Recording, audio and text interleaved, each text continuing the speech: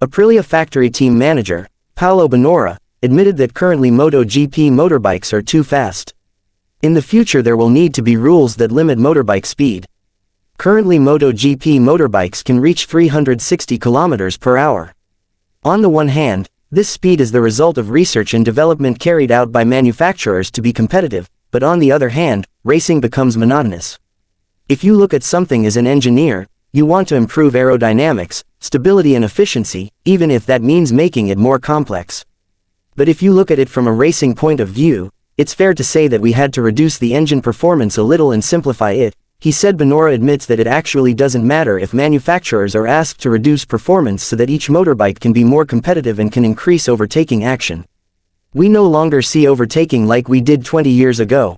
Watching a motorbike go over 360 km per hour in a straight line from the couch doesn't add anything to the show. Regarding the speed of MotoGP motorbikes being too fast, this has actually been voiced by a number of riders, including Gresini Racing Ducati rider Marc Marquez, since 2021. The difference is, Marquez focuses more on rider safety.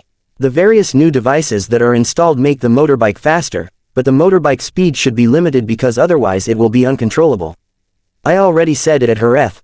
We are in a championship where the engineers are working hard. We must have the best and fastest motorbike in the world. That's clear because we race in the highest championship, he said, citing Motorsport Total. Marquez said stakeholders in MotoGP must rethink motorbike development, and ensure that MotoGP motorbikes remain under control. But you can ask the manufacturer to limit performance. In the end, we have to find different limits, said Marquez.